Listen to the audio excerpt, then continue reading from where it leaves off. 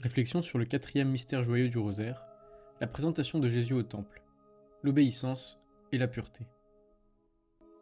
8 jours après la naissance miraculeuse de Jésus à Nazareth, près de Jérusalem, Marie et Joseph le mènent au temple pour qu'il soit circoncis selon les lois du peuple hébreu, à savoir, tout mâle parmi vous sera circoncis, vous vous ferez circoncire dans votre chair, ce sera un signe d'alliance entre Dieu et vous, en préfiguration du baptême chrétien.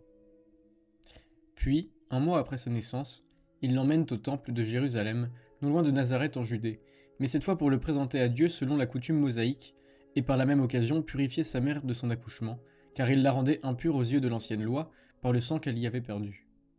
Ce n'est seulement après ça qu'ils reçurent la visite des rois mages et qu'ils s'enfuirent en Égypte pour fuir la cruauté du roi Hérode. Ils menèrent donc Jésus au temple avec 2 colombes pour qu'elles soient sacrifiées à Dieu pour racheter ce premier-né. En effet, parmi les 7 fléaux qu'a subi l'Égypte pour l'Exode, se trouvait l'ange exterminateur qui emporta tous les premiers-nés mâles qui n'étaient pas consacrés à Dieu par un sacrifice animal. Depuis, le peuple hébreu rachetait à Dieu tous ses premiers-nés mâles par cette présentation au temple et le sacrifice d'un couple de tourtereaux ou de colombes. Cet événement est rapporté dans l'Évangile selon saint Luc, qu'on représente justement à côté d'un taureau, signe de ce sacrifice. Et c'est le vieillard Siméon qui reçoit Jésus en premier, et devant ce nouveau-né, reconnaîtra sa divinité et dira à Dieu ce cantique appelé en latin Nunc et Dimittis, et que les catholiques prient chaque soir lors des complis, le cantique de Siméon. Maintenant, Seigneur, tu laisses ton serviteur s'en aller en paix selon ta parole, car mes yeux ont vu ton salut, salut que tu as préparé devant tous les peuples, lumière pour éclairer les nations, et gloire de ton peuple Israël. Il reconnaît là que l'alliance ancienne est accomplie dans ce nouveau-né, annoncé par tant de prophéties, et attendu par le peuple hébreu depuis des millénaires. Il dit ensuite à Marie, « Voici que cet enfant provoquera la chute et le relèvement de beaucoup en Israël. Il sera un signe de contradiction, et toi, ton âme sera traversée d'un glaive. Ainsi seront les pensées qui viennent du cœur d'un grand nombre. » Cette parole annonce à Marie les 7 douleurs, Mater Dolorosa, qu'elle traversera en accompagnant son fils dans sa mission de rédemption.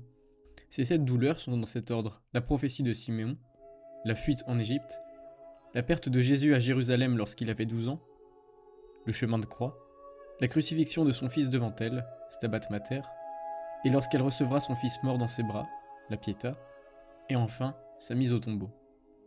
Elle est fêtée le 15 septembre, et tout le mois de septembre est lié à cette dévotion de Notre-Dame des 7 douleurs depuis le XIIIe siècle. La Sainte Vierge apparaîtra d'ailleurs sous cette forme en 1945 en Espagne près de la Codocera. Après Siméon, c'est une vieille femme nommée Anne qui reconnaît en Jésus le Sauveur, annoncé dans l'Alliance ancienne, et commence à annoncer sa venue, la rendant publique. Ce mystère joyeux est en fait double, car il comprend à la fois la présentation de Jésus au temple, mais aussi la purification de Marie.